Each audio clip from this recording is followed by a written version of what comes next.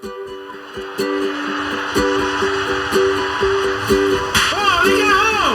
as peur de te dénuder? Pourquoi? J'ai peur parce que je suis timide. Qui je suis? Dis-la, Muscle ton jeu. sale petit enfant de putain.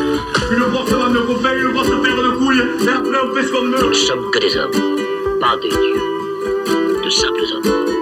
Tu vas avoir des déconvenus parce que t'es trop gentil. Bienvenue dans Oh les gars, le podcast où on parle de virilité. On ouvre la parole là-dessus. Aujourd'hui, je suis avec Cyril. Bonjour Cyril. Salut Vincent.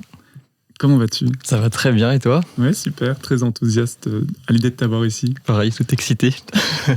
Est-ce que tu veux te présenter pour les gens qui te connaissent peut-être pas? Carrément, c'est toujours marrant cette question de présentation, c'est pas par où commencer. Du coup, j'ai 31 ans, c'était mon anniversaire hier. Tout récemment 31. J'ai un frère, un petit frère. Je suis né à Reims. Toute ma scolarité à Reims. Je suis parti à Lille pour 5 ans. Quelques voyages à l'étranger. Maintenant à Lyon. Pour le boulot. À peu près. Et alors, comment tu dis toi dans ta tête? Est-ce que t'es un homme, t'es un mec, t'es un gars, t'es un bonhomme? T'es quoi, toi? C'est hyper dur à répondre comme question et je sais vraiment pas y répondre. Je suis un homme, ça paraît indéniable, mais je pense plus à l'aspect physiologique du terme. Ok. Parce que c'est l'image que c'est l'image que j'ai dans la tête. Un homme, j'ai l'impression que c'est la version corporelle que j'ai, quoi. Mm-hmm. Et après, est-ce que je me définis comme un gars, comme j'en sais rien. Je sais pas répondre. Toi, tu t'en penses quoi, toi? Tu te définis comment? Moi-même? Ouais. Je n'ai jamais répondu à cette question pour moi. Je pense que j'étais un garçon. J'étais un jeune homme et je suis en train de devenir un homme. Sur plein d'aspects de ma vie, je me sens devenir homme. Et je pense que je suis doucement en train de quitter le stade de jeune homme pour m'installer dans un stade d'homme. Ok. Je pense que ça fait très très longtemps que j'ai plus été un bonhomme, par exemple. Ouais, ok. J'ai l'impression que un peu pareil. Enfin, j'ai l'impression que... Bon, j'ai quitté l'enfance, ça c'est certain. J'ai l'impression que les derniers voyages ont pas mal forgé l'être que je suis aujourd'hui. Et j'ai l'impression qu'aujourd'hui, j'ai quand même un peu plus la tête sur les épaules et la tête froide pour les sujets en général, que je n'avais pas avant. Tu vois, j'ai l'impression qu'avant, c'était beaucoup plus fragile, incertain, pas de confiance en soi, etc. Et j'ai l'impression que maintenant, c'est beaucoup mieux à ce niveau-là. Et que ça fait toi plus un homme, peut-être? Ouais. Ouais, dans le sens plus... dans le sens homme, dans le sens mature et dans le sens plus... en accord avec moi-même. Genre, content de moi, ok avec mon corps, ok avec la vie que j'ai. Enfin voilà, un peu plus... Proche de ta boussole interne un peu. Ouais, c'est ça. C'est ça, ouais. Plus ok avec moi-même. Ce qui n'était pas le cas avant. J'étais complètement déconnecté, je savais pas où j'allais, aucune idée de ce que je faisais. Et pendant longtemps? Ouais, quand même. Hein. Quand même. De toute façon, collège, lycée, j'étais complètement à la ramasse. Quand j'étais en école d'ingé, j'étais en école d'ingé parce que j'aimais bien les sciences et voilà. Mais non, même pas parce que j'aimais les sciences, juste parce que j'avais des bonnes notes en sciences. Et c'est pas forcément parce que j'aimais bien. Et quand tu dis à la ramasse, c'est à la ramasse sur ta projection dans le monde? Ou ouais. Même au lycée, t'étais un peu esselé, t'avais un groupe? Ma place dans tout, même à pas savoir trop ce qui me plaît, à pas savoir ce que j'aime, tu vois, à pas avoir réussir à me dire ça j'aime bien faire, ça j'aime pas faire, voilà, enfin de mettre des trucs aussi bêtes que ça, quoi. Okay. Et école d'ingé, ça m'a déjà fait avancer sur le fait que j'aime beaucoup les gens, ce que je ne savais pas avant. Par contre, je me suis bien rendu compte que professionnellement, c'était pas ça qui m'éclatait plus que ça. Est-ce que tu as un métier d'ingénieur aujourd'hui? Non, enfin oui et non, plus trop du coup. Enfin en gros, t'avais 12 domaines où on pouvait se spécialiser en école d'ingé et j'ai choisi le domaine le moins technique qui était le textile. D'accord. Où tu pouvais faire du coup plein de trucs dans la mode, acheteur, chef de produit, un peu dans le marketing, enfin t'avais une formation un peu de tout, quoi. Donc je voulais vraiment me distancer de ce truc d'ingé où je m'étais cloisonné dedans parce que j'avais aucune idée de ce que je voulais faire et que mes parents me disaient mais c'est vachement bien, tu devrais faire, c'est bien ça. T'as des bonnes notes en maths, t'as vu, t'as eu 19 en SVT au bac, c'est bien. Et La SVT d'ailleurs, matière vraiment enseignée beaucoup en école d'ingé. Voilà. La biologie, c'est vraiment. C'est clair. Puis la géologie, énormément. Et la géologie beaucoup. L'anatomie, tout ça. Quelques dissections, faut avoir le cœur bien accroché. Oui, mais pas des discussions. Oui, c'est ça. Après école d'ingé, j'ai fait un stage. Je te raconte ma life du coup. Hein. Ouais, ok, on part pour ça. J'ai fait un stage en France à Lancel, chez Lancel. Donc du coup, là, Qu'est-ce que Lancel ? Lancel, c'est la marque de haut de gamme, maroquinerie, qui font des sacs à main. Okay. Donc un truc hyper hype, mais que j'ai détesté, c'était horrible. Du coup, bon, c'était pas la mode, enfin en tout cas pas la mode de luxe, mon truc. Je suis parti dans la mode pour enfants, où là c'était... la boîte était vraiment pas folle, et puis je me suis rendu compte que le textile, ça détruisait un peu la planète, tout ça. Donc j'ai décidé de changer aussi, et du coup j'ai fait 4 ans en Tunisie, les 4 ans en Tunisie bien forgés. Et tu étais expat en Tunisie ? Ouais, pendant 4 ans. Ok. Ça a été déterminant.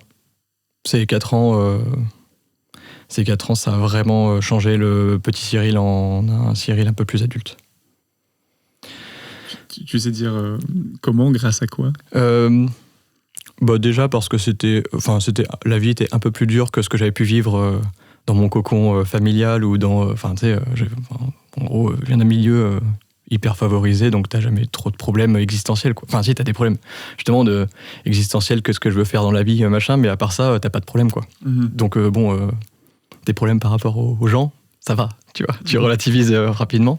Et du coup, en Tunisie, j'étais un peu plus confronté à des problèmes que les gens peuvent vivre, c'est-à-dire un peu la solitude, un peu ne pas être à sa place, être exclu, ne pas avoir une vie sociale très épanouissante, ne pas avoir un métier forcément qui nous ravit, être dans un environnement qui est différent, qu'on connaît pas trop, qu'on essaye d'appréhender, mais c'est difficile. Culturellement, tu veux dire que des fois tu tombes à côté de la plaque, tu comprends pas des trucs ? Complètement, culturellement, en fait, t'as des réactions des gens que tu comprends pas, et eux-mêmes comprennent pas certaines de tes réactions, du coup t'as un problème de dialogue juste par soit le non-verbal, voire même le verbal, où tu te comprends pas, alors que la Tunisien parlait très très bien français. Enfin, il parle toujours d'ailleurs très très bien français, mais des fois, ça communiquait mal, quoi. Mm-hmm. Du coup, 4 ans, alors ça peut paraître horrible quand j'en reparle, mais c'était une très belle expérience aussi. Hein. Oui, j'imagine que si tu es resté 4 ans, c'est que tu trouvais ton compte quelque part. Oui, c'est vrai, mais du coup, j'y suis resté longtemps aussi parce que j'arrivais pas à trouver justement la petite force pour faire autre chose et puis de chercher qu'est-ce que je voulais faire d'autre et puis où et puis quoi, et voilà, c'était compliqué. Du coup, Lyon. En fait, j'ai décidé de Lyon parce que parce que chaque fois que j'y étais, j'adorais cette ville. Ok, donc t'as choisi là où t'habitais par la ville. Donc j'ai choisi d'aller à Lyon. Déjà, c'était un choix précis, tu vois. Et j'ai juste décidé de rester dans le même type de métier, mais plus le textile. Donc maintenant, je travaille dans la biochimie, donc au niveau écologie, c'est discutable aussi. Mais en tout cas, la boîte est top. Et Lyon, c'est trop bien. Et j'ai retrouvé la vie sociale que j'avais avant la Tunisie. Et j'ai l'impression que c'est juste que l'enfant a un peu grandi, entre-temps. Donc un peu la même vie, mais plus en accord avec la place que j'ai. Tu vois, j'ai plus envie de bouger à droite, à gauche. Je suis bien à Lyon. Je suis bien installé. Voilà. Ça fait longtemps que t'es revenu ? Ça fait 2 ans et demi. Ah, c'est tout récent. 2 ans et demi, je suis revenu juste après, pendant le Covid, première vague. Ok, donc t'as fait l'expérience d'une nouvelle vie de confiné. Alors j'ai fait, en fait, je devais partir. Après, on va sur parce que je parle beaucoup de ma vie, mais en gros, je partais normalement en mars 2020 pour la France. J'avais fini mon contrat et tout. Du coup, en mars, toutes les frontières ont fermé dans le monde. Du coup, je suis resté bloqué en Tunisie 2 mois. Et je suis arrivé finalement le 18 mai 2020 à Marseille, au port. C'est fou parce que il y a une partie de moi qui a totalement oublié que le Covid existait et que c'est si proche. Ouais, c'est clair. C'est tellement un fait historique presque. Ouais, mais pareil, je me dis, mais c'était... ça paraît il y a longtemps. Oui. Ça paraît lointain, quoi. Genre, il fut un temps, il y avait le Covid, quoi. Alors même où il y avait une vague à la rentrée, là, en septembre 2022. Ouais, c'est ça. Ok. Et donc, ce qui change à ton retour, c'est toi. Mais est-ce que tu retrouves le même groupe de gens ou est-ce que c'est des nouveaux gens? Je retrouve beaucoup les deux. Quand je suis arrivé à Lyon, c'était trop bizarre. J'avais l'impression d'être... il fallait que je me réacclimate à la sociabilité. En fait, j'étais un peu devenu une sorte d'ermite, quoi. J'étais plus à l'aise avec les gens, alors que je le suis, vraiment, normalement. Et en tout cas, avant de partir en Tunisie, je me sens vraiment à l'aise en société. Je m'épanouis là-dedans. Et là, en rentrant, fallait que je m'acclimate, quoi. Ariane m'a inclus dans ses groupes de potes, donc j'ai rencontré d'autres gens. Et après, j'ai pas mal de potes qui sont venus s'installer à Lyon aussi. Donc les deux. Beaucoup d'amis déjà que je connaissais avant et quelques nouveaux amis aussi que j'ai rencontrés sur Lyon. Ok. Ariane, c'est ta copine, ta coloc? Ariane, c'est ma colocataire. Ta coloc, ok. Et du coup, est-ce que ça veut dire que en Tunisie, tu as une vie sociale assez restreinte? C'est ça qui change? Je saurais pas dire. C'était moins épanouissant, mais alors exactement pourquoi c'était moins épanouissant, c'est dur de mettre le doigt dessus. C'est un cumul de plein de choses, je pense. Ok. Donc tu pars en Tunisie encore un petit peu garçon et tu rentres jeune homme. Ouais, et c'est marrant parce que quand je partais en Tunisie, je me disais, oh là là, c'est fou. Je me voyais, moi, à 22 ans, je me disais, qu'est-ce que j'ai grandi, quoi, du haut de mes 26 ans. Je me dis la même chose maintenant de moi, regardant le Cyril de 26 ans. Et si ça se trouve, dans 5 ans, je vais me dire, putain, mais à 30 ans, j'étais un gamin, quoi. Peut-être qu'on évolue sans cesse, en fait, tu vois. Ah, tiens, est-ce que ça veut dire qu'à 26 ans, tu te sentais homme? Non, j'aurais pas pu le dire avec la même assurance que maintenant. Maintenant, je me sens plus homme quand même. Je me sens vrai, enfin je le sens. Je le sens au fond de moi que je suis à l'aise avec moi-même, quoi. Exemple, j'allais beaucoup à la salle de sport à 26 ans. Ah oui. Beaucoup. Et beaucoup, mais pas à la salle de sport, genre pour courir, genre vraiment pour avoir des gros muscles. Tu vois. Genre, je prenais des protéines. J'allais 4 soirs par semaine à la salle de sport. J'avais un programme ultra précis.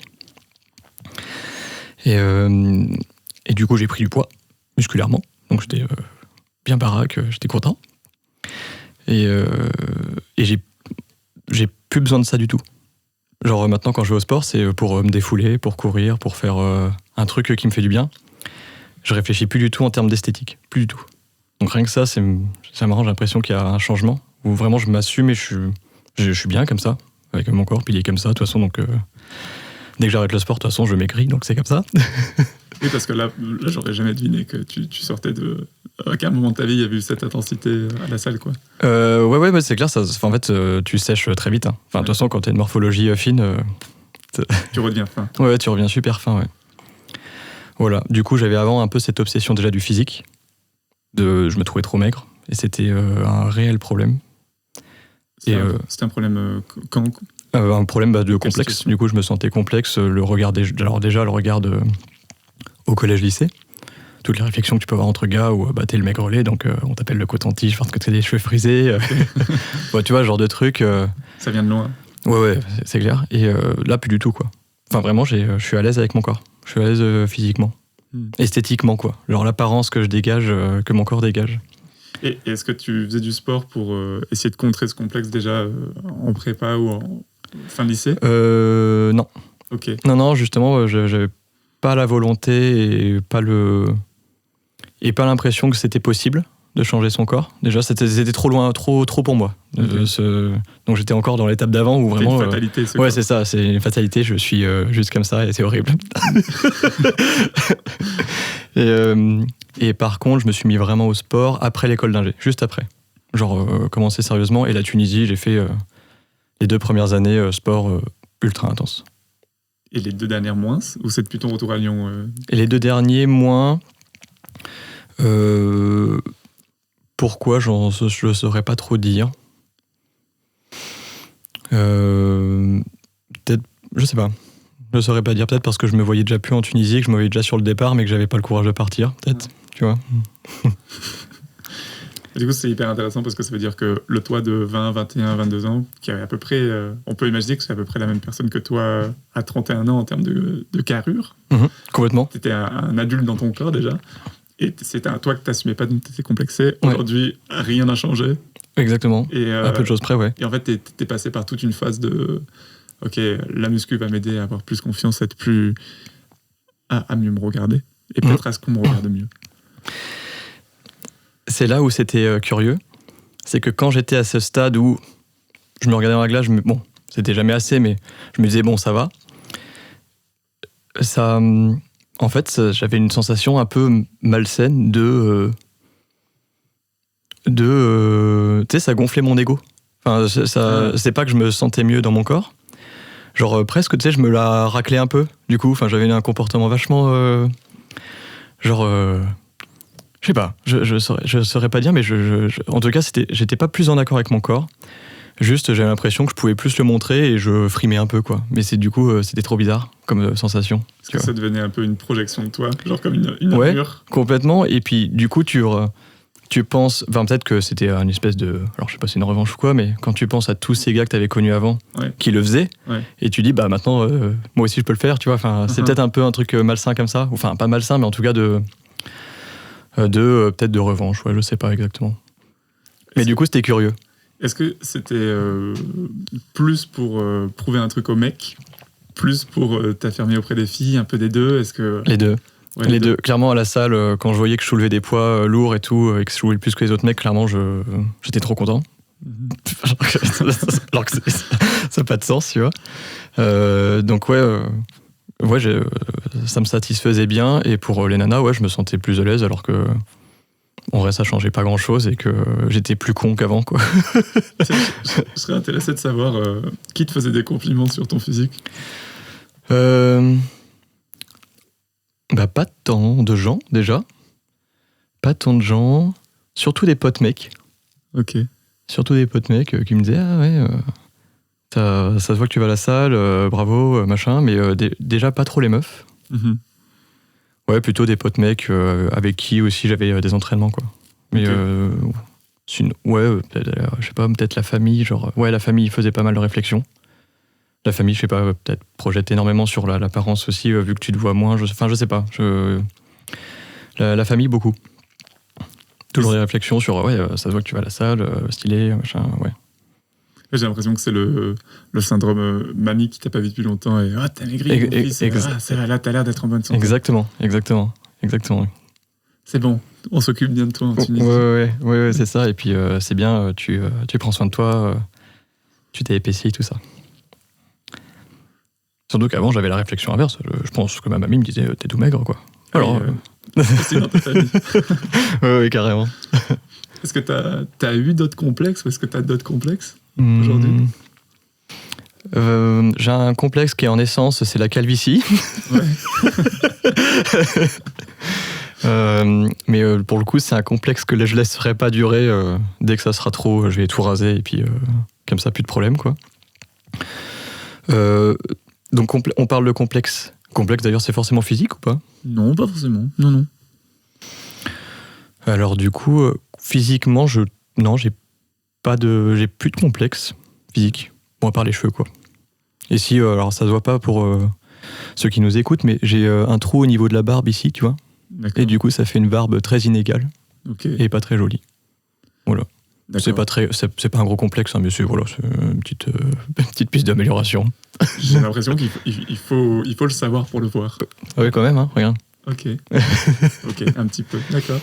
Et en complexe, je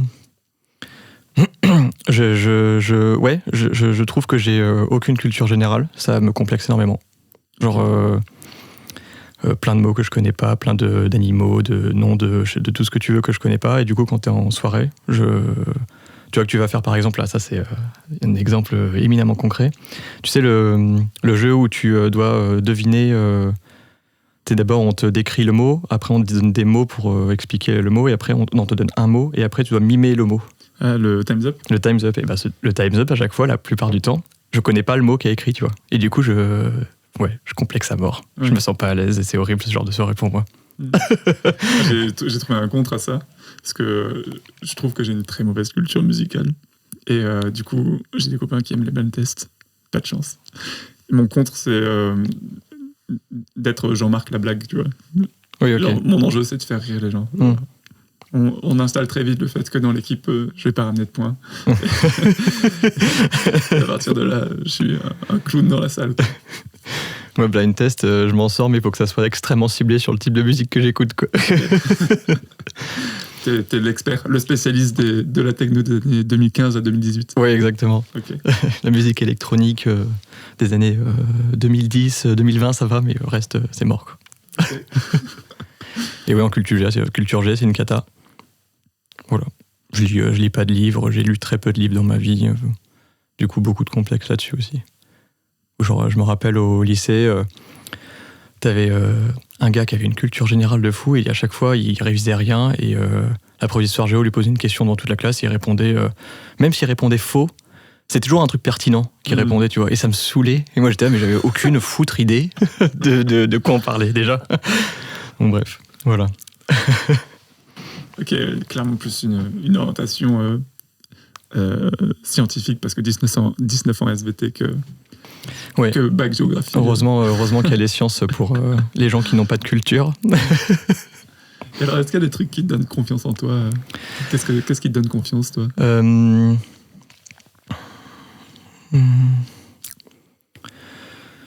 Bah, déjà, je me sens à l'aise avec les gens.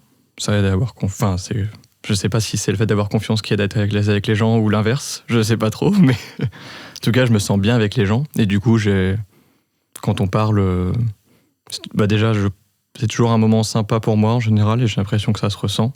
Et du coup, bah, ça aide. Enfin, du coup, la projection que les gens ont de toi est positive, et du coup, ça aide à avoir confiance, rien que ça. Je me trouve plutôt logique d'esprit, donc je me trouve pas imbécile. Ok. Non pas que je me trouve intelligent, hein, c'est pas ça, mais en tout cas, je me dis que c'est ok, quoi. Tu vois.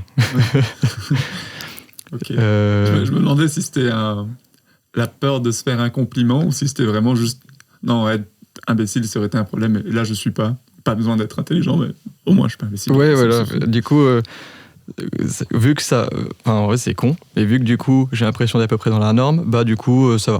Donc confiance, tu vois. Okay. J'ai l'impression déjà que la norme rassure énormément. Le fait d'être dans la norme, ça donne vachement confiance, rien que ça. Bon, physiquement, ça va. Bon, ni plus ni moins, quoi. Mais ça va. C'est dur comme question. Est-ce que pour toi, ça fait peur de sortir de la norme, d'être extravagant, d'être atypique encore aujourd'hui? Bah, j'ai l'impression d'être... bon, après, c'est à ma manière. D'être un peu extravagant et un peu atypique à ma manière. Pas extravagant par les habits que je porte, ou les couleurs flashy, ou la coupe de cheveux, ou bon, bref, des trucs... Mais je sais pas, j'ai l'impression d'avoir quand même une personnalité plutôt atypique. Voilà, c'est assez auto-centré comme réflexion, mais c'est ma sensation. Et tu sais, c'est un podcast où on parle de toi, donc certes. je pense que ça va être assez centré de toute façon. Après, enfin, comment dire, mais c'est une manifestation de la confiance en moi, mais c'est pas ça qui me donne confiance. Mais tu vois, par exemple, j'arrive à dire non maintenant aux gens. Chose que je n'arrivais pas à faire avant. Tu vois. Avant, c'est récent? Je pense que la Tunisie, ça a aidé pas mal. À dire non? T'es obligé de dire, si tu dis pas non là-bas, c'est mort, quoi. Tu te fais entraîner dans quoi? Tu te laisses embarquer dans des trucs de fou. Donc ouais, je sais dire non. Donc c'est qui est une manifestation, j'ai l'impression, d'un peu de confiance en soi. Ouais. Et d'un peu d'adulte, et du coup un peu homme. Le fait de réussir à assumer des trucs devant des gens. Voilà. Ok. T'as l'air d'avoir une idée assez claire, en tout cas existante, de qu'est-ce que c'est un homme. Enfin, suffisamment pour que j'ose te poser la question, qu'est-ce que c'est un homme pour toi?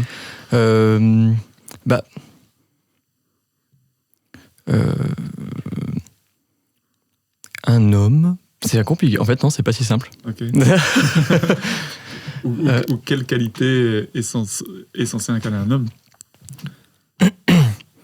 En fait, c'est difficile parce que c'est des qualités que je pourrais prêter à des femmes aussi. Du coup, j'ai du mal à J'ai du mal à dire. Pour moi, être un homme, déjà, c'est s'assumer comme tel. Se sentir OK avec soi-même. Se sentir OK avec son passé, avec ce qu'on a envie de faire.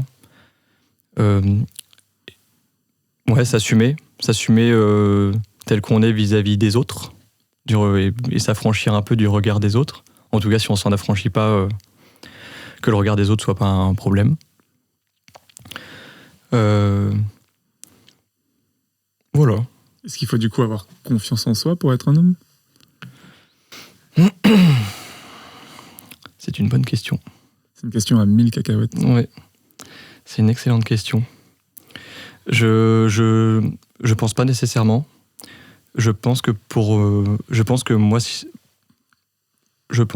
c'est important personnellement. Tu m'aurais demandé avant si je me sentais un homme, je t'aurais dit bof quoi. Ouais. Avant dans ta vie, tu veux dire ? Ouais, plutôt dans ma vie, ouais. J'ai l'impression que c'est important en tout cas pour moi. Ok. Tu parlais du fait d'être à l'aise avec son histoire, avec son passé, tout ça. Ouais. Une question que j'aime beaucoup demander aux autres hommes avec qui j'ai des moments privilégier un petit peu des moments où on parle, enfin pas une soirée avec un groupe, mais quand on est peu. Est-ce que toi tu as eu un papa, un père ? Est-ce que tu as eu les deux ? Ou alors bon, je vais parler de la relation avec mon papa, donc faudra pas qu'il écoute le podcast.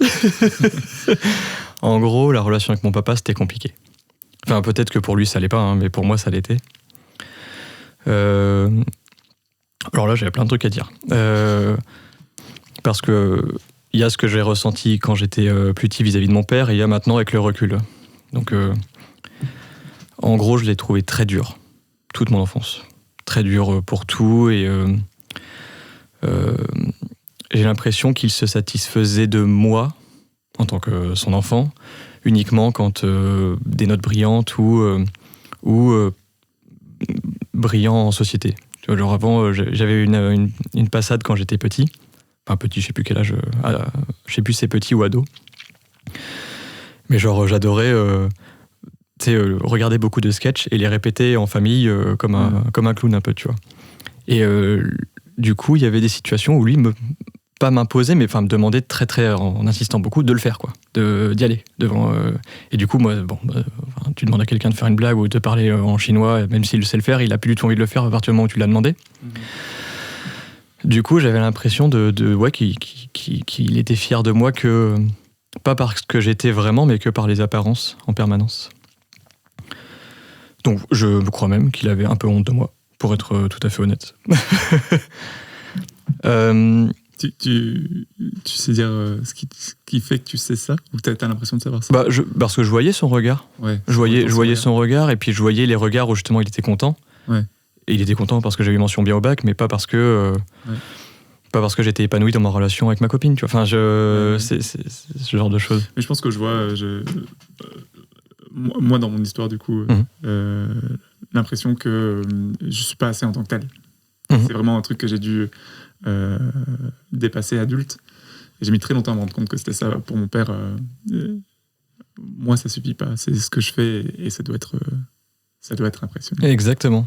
Et du coup, il faut école d'ingénieur. Et du coup, tu vois, ça paraissait une évidence qu'il fallait que je fasse école d'ingé, quoi. Mais du coup, maintenant, je suis très content parce que tu peux faire plein de trucs quand t'as fait école d'ingé. Mais du coup, j'ai manqué peut-être d'un père qui était vraiment à l'écoute de mes envies et de ce que j'avais envie d'exprimer, de ce que je souhaitais. Et c'est peut-être pour ça que j'extrapole et je fais un peu de la psychologie, de la psychanalyse chelou, mais c'est peut-être ça qui a fait que j'étais un peu introverti, que j'avais du mal à me situer dans la société. C'est pas que lui, je pense, mais plein de choses, quoi. Le recul que j'ai maintenant sur tout ça, c'est que déjà nos parents vivent avec des codes différents de ceux qu'on a aujourd'hui. Parce que nous, on remet plein de choses en question sur justement c'est quoi être un homme. Nous, nos parents, être un homme, c'est être viril, ramener de la thune à la maison, bosser comme un dingue. Enfin, en tout cas, moi, c'est mon père. Donc, bosser comme un dingue, avoir de la force physique, avoir une voix grave et qui porte, et être imposant, avoir du charisme. Enfin, j'ai l'impression que c'était ça. Et du coup, j'ai l'impression que mon père reproduisait exactement ce schéma-là. Il cochait les cases de ça. Complètement. Oui. Ok. Complètement, ouais. Et je pense qu'il était malheureux. Enfin, je le sentais malheureux. Depuis qu'il est à la retraite, maintenant qu'il bosse plus, je le sens heureux comme tout. Et même la relation que j'ai avec lui a complètement changé. Je trouve. Enfin, moi, Ok. même si ça n'empêche pas que je pense qu'il est aussi content de moi parce que j'ai un boulot pas mal, que voilà, je m'en sors bien dans la vie, mais j'ai l'impression qu'il y a plus que ça maintenant. Ok. Il a vraiment envie que je m'épanouisse. Je le sens plus maintenant comme ça. Et je pense qu'il est comme ça aussi parce que déjà, il a plus le temps de se poser, maintenant qu'il est à la retraite, de savoir lui, qu'est-ce qu'il a envie aussi, en fait. Et j'ai l'impression qu'il était un peu la victime de tout ça, en fait, avant. Parce que j'ai l'impression qu'il faisait ce qu'il pouvait, qu'il avait l'impression de s'arracher pour nous rendre heureux, qu'on n'ait pas de lacunes matérielles et qu'on soit à l'aise, quoi. C'est un papa qui travaillait beaucoup. Oui. Et en fait, ce qu'il n'arrivait pas à réaliser, c'est qu'on n'a pas besoin de tout ça, on a juste besoin qu'il soit là. C'est tout. Et est-ce qu'il a été là à des moments ou dans l'absolu? En vrai, à part en ce moment, donc depuis très récemment, je lui ai jamais trop parlé de trucs perso, quoi. Oui, depuis tout Ou à alors l'heure, j'en parlais à ma mère et puis elle le répétait à mon père, tu vois, mais j'ai jamais trop de conversations perso avec mon père. Et est-ce que lui, une fois qu'il avait l'information, peut-être via ta mère, et c'est déjà arrivé qu'il vienne te voir avec ce... Rarement, non, on n'a jamais eu trop de conversations. Enfin, en tout cas, pas que je m'en rappelle. Donc si ça se trouve, mon cerveau a effacé ces moments-là. Mais non, pas que je m'en rappelle. Ok, donc depuis tout à l'heure, ce que tu dis, c'est que... Enfin, t'emploies le mot père, mais pas le mot papa. Est-ce que là, depuis qu'il est à la retraite, ça devient un peu un papa ou c'est juste un monsieur avec qui tu tisses une relation ou un père avec qui tu tisses une relation? Je trouve que la relation qu'on a aujourd'hui reste quand même extrêmement cordiale. Même si on se rapproche un peu, c'est pas la vision que j'ai de papa. D'accord. C'est super dur à dire. Donc, non, mais je dis c'est dur s'il écoutait, tu vois. Mais ma maman, c'est ma maman, vraiment. Ouais. Pas de doute. Enfin, je veux dire, parce qu'il y a une tendresse, il y a une affection, il y a une enveloppe, une protection maternelle que j'avais pas avec et puis une proximité que j'avais pas avec mon père. Mon père, c'était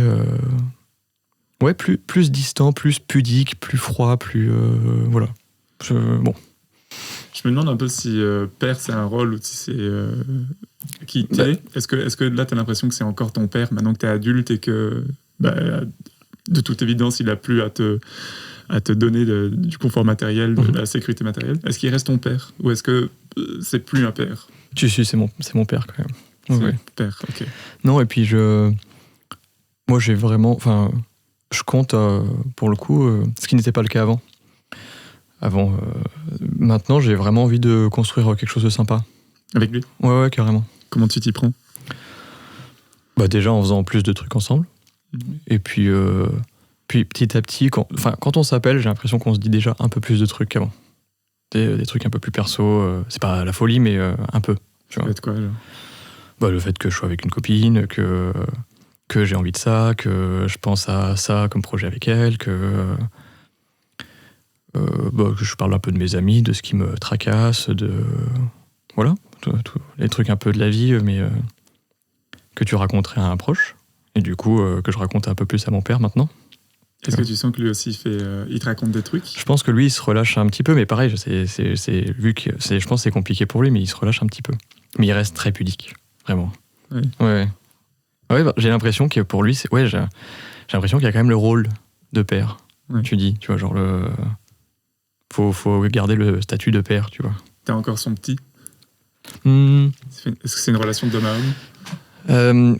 Oui, je suis encore son petit, je pense. Et non, c'est pas une relation d'homme à homme, mais il me traite plus comme un enfant par contre quand même. Tu vois. Enfin, mais ça se voit que je suis son petit, ouais, ça se voit. Ok.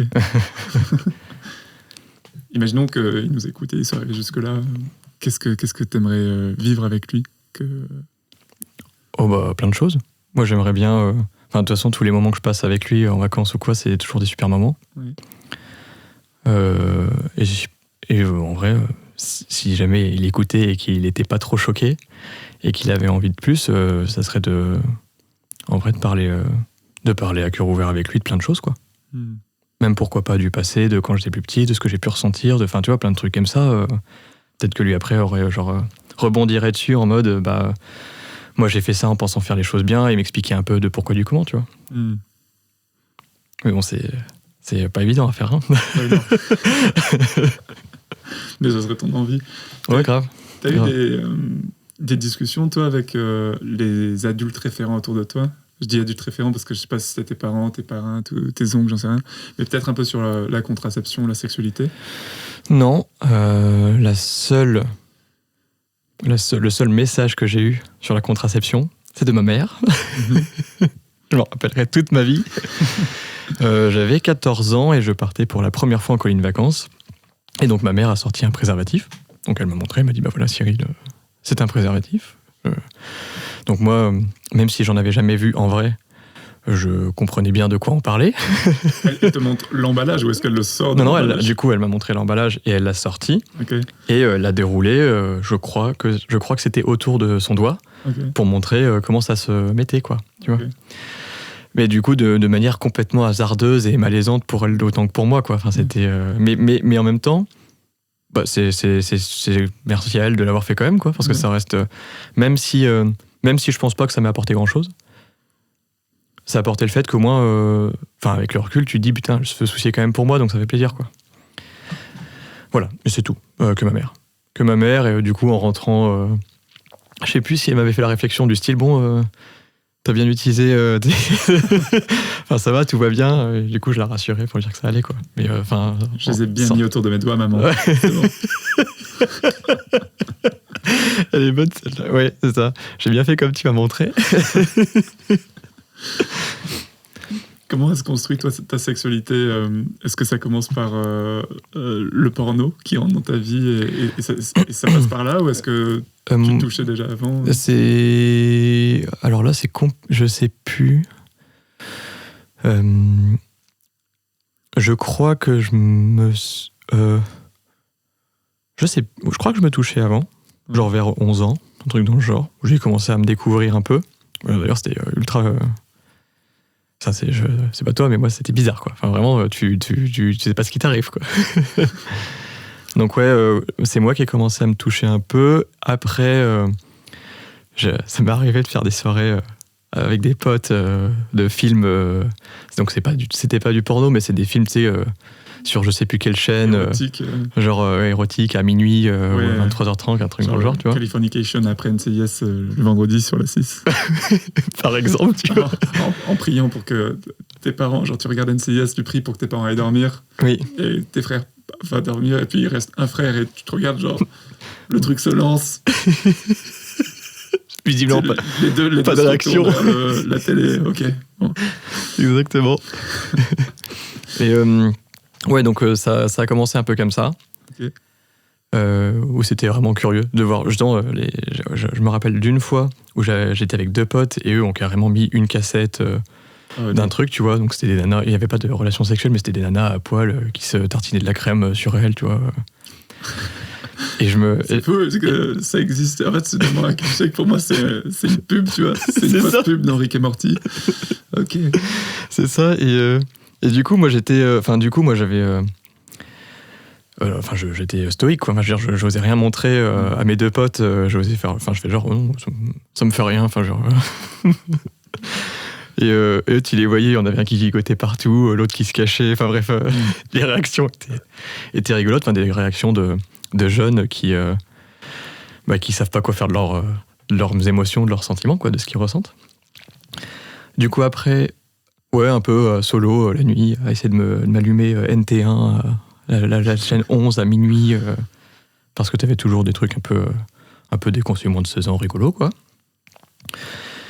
Et après, les choses sérieuses. Est-ce Mais- que le porno rentre dans ta vie par toi? Ou est-ce que c'est des potes qui disent oh putain, j'ai découvert ça, c'est C'est fou. rentré par des potes. Genre, je sais plus l'âge, mais en tout cas ado, genre entre 14 ou 16, je sais plus. C'est trop marrant parce que j'ai l'impression que nous tous, c'est un pote qui nous a fait rentrer dedans. Et où est le mec originel? Ouais, c'est ça. C'est peut-être un truc générationnel de genre, lui, il avait un grand frère qui, tu vois, genre, Bon, ouais, j'avoue que c'est. Mais genre. En plus, c'était à une époque où. Enfin, moi, j'allais pas sur Internet, quoi. Si ce n'est sur MSN Messenger pour envoyer des whiz à la nana que je trouvais pas mal, tu vois. C'était la belle époque, hein. Ouais, ouais. Avec. Les paillettes qui brillent. Tu jouais au morpion, tu jouais au jeu de dames. Tu jouais à plein de têtes, t'avais plein de petits jeux sur MSN. Je pense que t'avais un MSN beaucoup plus intéressant que moi. C'est vrai. Ah ouais. Et ouais, du coup, par des potes. Mais je crois que je regardais. Je sais plus. Non, en fait, je regardais. J'étais pas sur Internet chez moi, donc je crois qu'on se faisait pareil des après-midi de ça, quoi. Genre, ils mettaient le site, je sais même plus. Oh, putain, c'est quoi le nom? Si, le nom du site était Miss Glad. Miss Glad, yes. Et est-ce que c'est des après-midi où vous touchez, vous masturbez ensemble, ou est-ce que c'est juste on regarde et On regarde. on fait le plein On d'images regardait, c'est tout. C'était vraiment. quand on rentre chez nous? Ouais, non, mais vraiment, on regardait et c'est tout. Juste, tu voyais que les gens rougissaient et que voilà, et puis du coup, aller se cacher ou quoi, mais non, on faisait rien de plus, quoi. C'est un truc que tu vis bien, toi, ou c'est un moment où c'est des moments pas confortables, pas... Non, je regarde pas un mauvais souvenir. Ok. J'en regarde. Enfin, j'étais étonné. Oui. J'étais étonné, mais plutôt bon souvenir. Bon, les moments malaisants, c'est vraiment les scènes de cul où t'as tes parents qui sont à côté, tu vois. Tu regardes un film et en fait, il y a une scène de cul qui. Je sais plus, hein, avec le recul, peut-être que c'est des scènes toutes cons, où mes parents se disent même pas. Ouais. Tu sais, mais pour toi, en fait, c'est un truc de fou, quoi. Moi, c'est Matrix, la scène où ils s'embrassent et ils couchent ensemble. Il y a mes parents sur le canapé et c'est la première scène érotique de ma vie. Et je suis là, genre, waouh, tellement de choses se passent. Tellement de malaise qu'il y a mes parents. Je sais pas si je trouve ça bien ou pas. C'est lourd sur moi et en même temps, la fascination un peu pour ce truc. Ouais. Ouais, bah, pareil, j'ai un film en tête, c'était. Ça s'appelle Jaguar, je crois. Genre une nana qui se transforme en jaguar et du coup qui couche avec des gars mais qui les tue. Enfin bref, je me rappelle plus trop du scénario, mais je me rappelle juste qu'il y avait des scènes de cul et que j'étais toute chose. Si intense. Voilà. Ok. Et du coup après la première relation sexuelle à 17 ans, où là c'était là le début, hein. Ça se passe bien. C'était génial. Ouais. C'était génial et avec la bonne personne et elle était extraordinaire. Ok. Elle était vraiment extraordinaire. Elle s'appelle Calypso. Oh. En plus, elle a un joli prénom, Ouais. atypique. On espère qu'elle a des dents plus belles que la fille Elle avait un sourire magnifique. dans Pirates des Caraïbes. Je vois pas du tout. Imaginez une pirate avec des dents sales et noires. Ok, donc c'est bon, c'est ça. Donc ouais, Calypso, génial. Génial, et du coup, vu que c'est bien la première fois, ça te met un peu en confiance pour celle d'après. Et j'étais toujours très timide. Ouais. Et j'ai l'impression que chaque nana que j'ai rencontrée au fur et à mesure m'a un peu plus décoincé, un peu plus ouvert, un peu plus poussé dans mes retranchements. Et du coup, mais à chaque fois bien. J'étais super content à chaque fois. Est-ce que ça t'est arrivé de coucher avec quelqu'un sans en avoir envie? Oui, en Tunisie. C'est là que t'as appris à dire non ensuite, peut-être. Ouais, en fait, en Tunisie, je me sentais tellement pas à l'aise qu'en fait, c'était quasiment... Enfin, je me sentais pas à ma place, pas bien, et du coup, jamais finalement très disposé à avoir une relation sexuelle. Et du coup, oui, me forçais un peu pour raviver la flamme, mais c'était pas avec beaucoup de conviction. Ça a été des choix plutôt conscients. C'est arrivé assez peu de fois que tu te rends compte que t'as pas su dire non, mais t'étais pas vraiment ok. Non, c'était plutôt conscient. Ouais. Ok. Donc oui, c'est arrivé, mais c'était jamais une mauvaise expérience, quoi. J'en ai jamais souffert en me disant mon Dieu. Enfin, tu vois. Ouais. C'était pas du tout reçu comme une agression sexuelle ou quoi, pas du tout. Ok. Et dans la vie sexuelle des mecs, il y a toujours le moment où tu te rends compte que t'es incapable de contrôler ton érection et que là c'est la panne parce que ça arrive à tout le monde, tu vois. C'est clair. Et la première fois, tu es forcément décontenancé. Et après, je trouve que tu as différents stades où tu peux être en colère, pas l'assumer, pas te sentir très fragile, avoir honte. Et puis peut-être qu'à un moment dans ta vie, tu te découvres que la sexualité, c'est pas obligé d'être de la pénétration. Exactement. T'en es où, toi, dans ce grand truc? C'était quoi ton aventure? Du coup, en gros, moi, j'ai été confronté à la panne en Tunisie. C'était la première fois. Ok. Donc assez tard, finalement, à 26, 27. Ouais, c'est ça. J'ai jamais eu... C'est vrai que je pense pas avoir le souci avant. J'ai le souci comme si c'était... Mais ça m'est jamais arrivé avant. Non, c'était vraiment la Tunisie, le départ. Alors là, pour le coup, la stupéfaction... Alors déjà, je savais même pas que ça pouvait arriver, tu vois. Enfin, en vrai, j'avais... n'ayant jamais eu le problème, je comprenais pas, quoi. Ouais. Donc, petite perte de confiance. À ce moment-là, tu vis quoi comme émotion? C'est de la honte? J'ai de la honte. Ouais, clairement, c'est de la honte. Et du coup, et cette sensation bizarre de pas se sentir un homme, justement. Ouais. Alors que c'est con. Il y a une image que j'aime beaucoup dans Bref qui synthétise ça, c'est t'as l'impression qu'il y a tous tes ancêtres qui te regardent et qui font jusqu'à l'homme de Cro-Magnon et qui te regardent genre mec allez quoi. C'est ça. Et en général, et c'est ça qui est étonnant, c'est que la nana est plutôt sympa, tu vois. Enfin genre elle te dit jamais putain mais t'es sérieux mec, tu te fais rarement engueuler, quoi. Ça arrive, hein. Mais c'est rare. Ça t'est arrivé? Je crois. Ouais. Comment tu l'as pris? Oh bah super mal. Super mal, non, parce que surtout que tu contrôles pas. Mais en fait, il y a des filles qui le prennent comme elles ont l'impression justement de pas être désirées. Ouais. Alors que c'est pas ça, c'est un peu plus complexe que ça. C'est que en fait justement on se met peut-être un peu l'impression et que voilà, bref. Du coup, oui, c'est déjà arrivé. Pas beaucoup. Et en général, sinon, c'est beaucoup de compréhension et ça se passe très bien. Ouais. Et puis, t'en discutes et puis c'est cool, quoi. Comment j'ai... du coup, qu'est-ce que j'ai ressenti? Pas bien. J'avoue que ça m'a pas mal décontenancé pendant une paire d'années.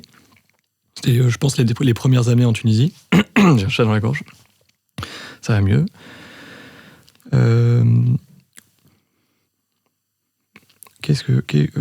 En gros, ouais, j'ai eu quand même pas mal d'expériences, du coup, plusieurs filles où vraiment, presque j'avais plus envie de sexe, quoi. Tu vois, enfin, j'avais plus tellement la peur que en fait, ça annihilait toute envie, quoi.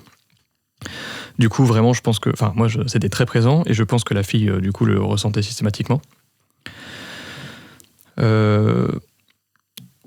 J'ai eu une expérience... Alors vraiment, c'était terrible. Enfin, vraiment, j'avais l'impression que ça allait être pour toute la vie, quoi. J'ai eu la chance d'avoir une expérience sexuelle très épanouissante juste avant de rentrer en France, pendant le confinement bloqué, tu vois. Où là, du coup, en fait, je me disais, en fait, c'est bon, j'ai pas un problème, tu vois. Enfin, c'est juste... c'est comme ça va, ça vient, et puis... Le mojo est revenu. Puis t'apprends aussi que la libido, en fait, c'est pas constant, que t'as des cycles comme les nanas, voilà, quoi. Oui. Et puis, effectivement, t'apprends aussi que y a pas que la pénétration dans la vie, quoi. Qu'il y a d'autres choses à explorer. Et voilà. En gros, et maintenant, ça va.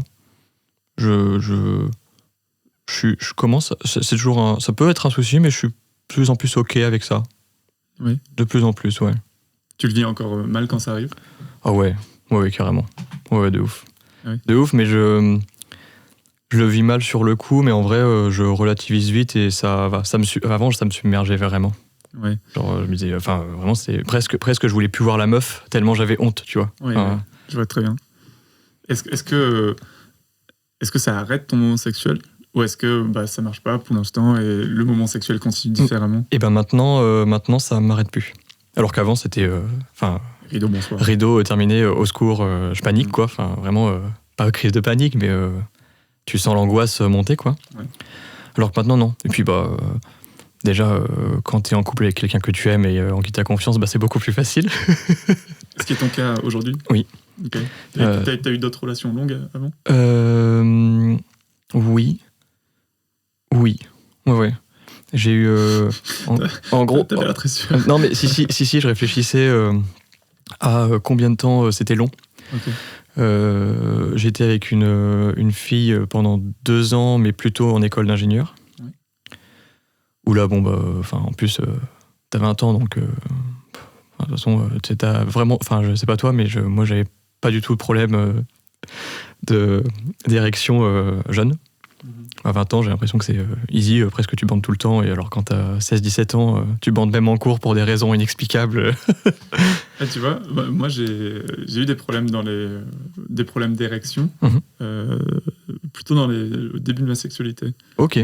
Parce que je pense que c'était beaucoup de pression de faire l'amour pour la première fois, d'avoir du sexe, de machin, et quoi si ça marche pas avec elle. Et en fait, à partir du moment où ça a commencé, là c'est compliqué. Ok, ouais. Et en fait, je pense que plus j'ai pris confiance dans ma sexualité, plus c'est devenu rare. Ok, c'est marrant, c'est l'inverse, du Ouais. coup. C'est rigolo.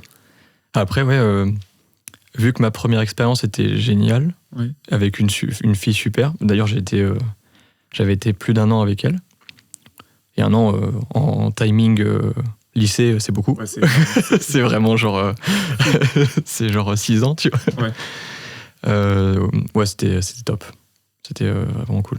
Et du coup, j'avais pas ça en tête du tout. Enfin, la possibilité de la panne, je l'avais pas du tout en tête. Je l'ai conscientisé vraiment en Tunisie, quoi. Enfin, j'en entendais parler. Tu vois, je lisais des trucs dessus et tout, mais je me sentais pas du tout concerné par le sujet. Ouais.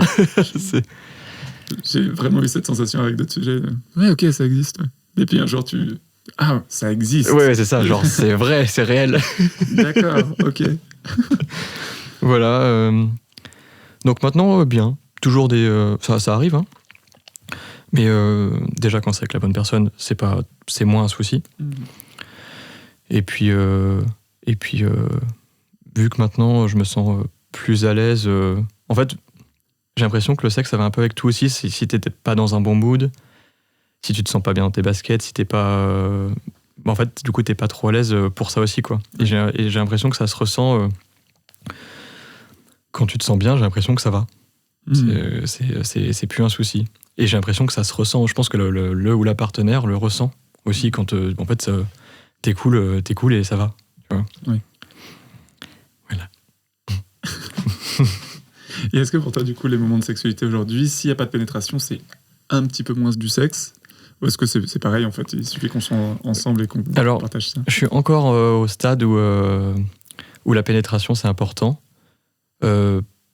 Aussi parce que toutes mes partenaires, c'était plutôt important. Ok. J'avais vraiment l'impression de leur faire sentir comme quelque chose d'inachevé quand il n'y avait pas eu pénétration. Je pense que ça s'applique pour 100% de mes partenaires sexuels. Et j'ai quand même eu des expériences sans qui étaient vraiment géniales. Oui. C'était rare, mais ça arrivait. Mais du coup, je pense que je pense que là, pour le coup, j'ai encore vachement de chemin à faire là-dessus. Okay. Parce que j'ai envie d'explorer ça, tu vois. D'explorer autre chose que la pénétration. Mais j'en suis au début, quoi. C'est les prémices de la suite. Déjà, j'ai eu l'acceptation de la panne, tout ça. Ouais, ça prend du temps. Hein. Ouais, c'est clair. Et voilà. Et du coup, pour citer un exemple, j'avais eu un plan à 3 en Tunisie. Okay.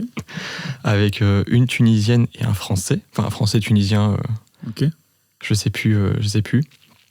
Et il n'y a pas eu pénétration. Ou du moins très succinct, quoi. Et ça a été génial. Mais génial, on n'a pas fait des trucs de fou. Mais juste, il y avait une bienveillance globale. C'était la première fois qu'on faisait un plan à 3 chacun. Et il y avait on se souciait vraiment des sensations de l'autre, on y allait doucement, on faisait... voilà, c'était doux. Et en fait, je regarde un souvenir génial, quoi. On avait... et j'ai l'impression que nous 3, quand on est sortis de ça, on avait des étoiles dans les yeux, quoi. C'était vraiment chouette. Un chouette moment.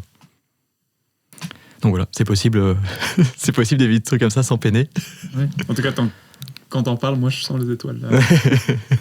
Ouais, je me rappelle, en plus, à la fin, on s'est rhabillés et tout. On a voulu prendre absolument une photo de nous 3 pour s'en souvenir, tu vois, pour marquer ce moment-là.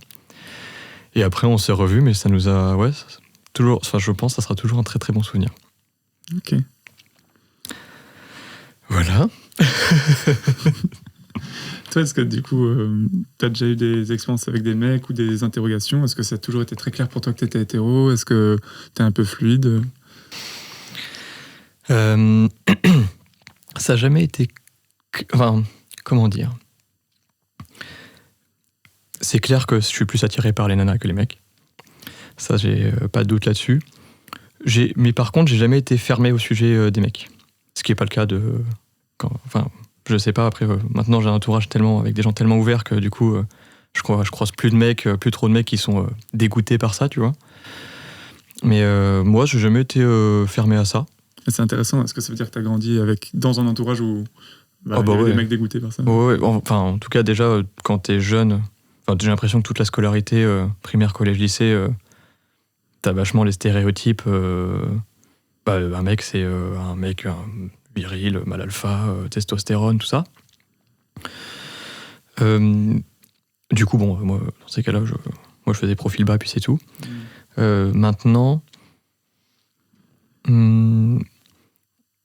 je suis pas du tout fermé. Du coup, j'ai déjà eu des expériences avec un gars. Mais malgré tout, quand j'étais dans cette expérience à 3, on était quand même, nous deux, plus focalisés sur la nana. Même si lui et moi, on a eu des interactions, mais c'était furtif, quoi. C'était peut-être parce que, d'ailleurs, lui et moi, on se considère comme hétérosexuels. Et du coup, parce que je pense qu'on n'osait pas trop non plus. Et puis, on savait pas est-ce qu'on en a envie, est-ce que voilà. Mais du coup, du coup, j'ai pas fermé, même pour l'avenir, mais pas eu trop de déclic ou pas sauter le pas en tout cas pour l'instant. C'est marrant que tu mettes primaire, collège, lycée dans le même panier, parce que moi j'ai vraiment eu l'impression que au primaire on était tous des humains, tous des êtres. Et t'arrives au collège et bam, dans la cour, les garçons jouent plus avec les filles, on doit être en groupe. Putain, qu'est-ce qui se passe? Pourquoi on joue plus à l'épervier, quoi? Ouais, non, t'as raison. Non, t'as raison et je ressens pareil. Okay. Je ressens pareil. Maternelle, primaire, t'es des êtres humains, comme tu dis, et après t'as la sexualité qui rentre en jeu, et même pas que la sexualité, hein. La couleur de peau, comment tu t'habilles, tout ça, quoi. C'est des choses qui arrivent effectivement plus au collège, ouais. Toi, est-ce que aujourd'hui t'as plutôt des potes mecs, plutôt des potes meufs un peu partagés? Je crois qu'avant, j'avais beaucoup plus de potes, mais vraiment dans le sens très proche, vraiment des amis, filles. Et ça a tendance à s'équilibrer maintenant. Alors, la raison pourquoi, je ne sais pas. Et alors, avec les gens proches de toi qui sont des hommes, est-ce que vous dites que vous aimez? Comment vous le dites? Alors moi, je le dis. Parce que moi, avec des mots? Je dis aux gens que je les aime. Parce que je le ressens tellement fort au fond de moi que je le dis. C'est pas toujours reçu. C'est parfois plus reçu dans l'ironie, genre « Ah, t'es con Arrête. Tu sais, « Ah, t'es con, bon, moi aussi, mais tu vois, quoi. Toujours un peu pudique. » C'était la dernière fois qu'on avait cette interaction. Ouais, c'est ça. Okay. Alors que les nanas, c'est beaucoup plus facile, quoi. Enfin... T'as des potes mecs qui le reçoivent avec chaleur? Ouais. Bon, plus quand t'es bourré, quand même, hein. Oui. Quand t'es alcoolisé ou drogué, c'est beaucoup plus simple. Mais en vrai, ça existe aussi. Et en vrai, j'ai plein de messages au-delà d'expressions très explicites d'amour. J'ai plein de copains maintenant où on se dit bah voilà, tu me manques, ça fait longtemps qu'on s'est pas vu, enfin tu vois, ce genre de message. Et ça, c'est nouveau ou ça a toujours été le cas? Parce que plus on vieillit, plus on ose. J'ai l'impression que c'est de plus en plus. Ouais. Avant, je disais surtout je t'aime à mes amies filles. J'osais plus le faire, mais parce que aussi j'avais l'impression de ressentir que si je le disais à mes potes, ça allait être reçu bizarrement, quoi. Est-ce que tu as déjà dit je t'aime à ton frère et à ton père? Alors mon frère, c'est compliqué. Ok. Et bon, d'ailleurs, ouais, c'est bizarre. Je crois pas l'avoir déjà dit à mon frère. Et non, ni à mon père. Non, ni l'un ni l'autre. Ta mère? Oui, ma mère, oui. Ta mère, ouais. Ouais. Okay. Non, ni à mon père, ni à mon frère. Mais ma mère, oui. Ok. On arrive doucement au bout de ce moment. Au terminus. J'aimerais qu'on finisse par un message, une bouteille à la mer, un truc que tu aimerais Comme dans Thinkerview. jeter au monde. Un peu comme Thinkerview. Et alors, soit ça peut être pour toi du passé, toi du futur, ou alors ça peut être pour les hommes qui nous écoutent. Tu peux choisir l'âge 16, 17, 30, les darons. Genre un conseil à donner? Ouais, un espoir, un message que tu aimerais diffuser. Bon, ça va être ultra bateau, hein, mais je pense que tout est dans l'acceptation de soi. On est beaucoup plus heureux quand on s'accepte. Et pour ça, du coup, il faut s'entourer de gens qui nous font du bien. De gens qui nous font sentir qu'on est normaux, qu'on est OK, qu'on est bien comme on est, que c'est sympa, que notre présence elle est sympathique, quoi. Donc au plus s'entourer de gens qui ont des ondes positives, qui nous élèvent. Et voilà, je pense qu'en général, quand on est bien entouré, le reste, ça suit. Ok. Eh bien, écoute, merci beaucoup pour ce moment partagé ensemble. C'était un plaisir de te recevoir. Avec grand plaisir, moi aussi. Et à vous qui nous écoutez, un grand merci d'avoir tenu jusqu'ici. Peut-être si vous êtes le père de Cyril, bienvenue dans cette nouvelle expérience d'écoute. N'hésitez pas à parler du podcast autour de vous. C'est comme ça qu'on propage un petit peu de bienveillance, un petit peu d'acceptation de soi, et qu'on est plus proche des gens qu'on aime. À la semaine prochaine.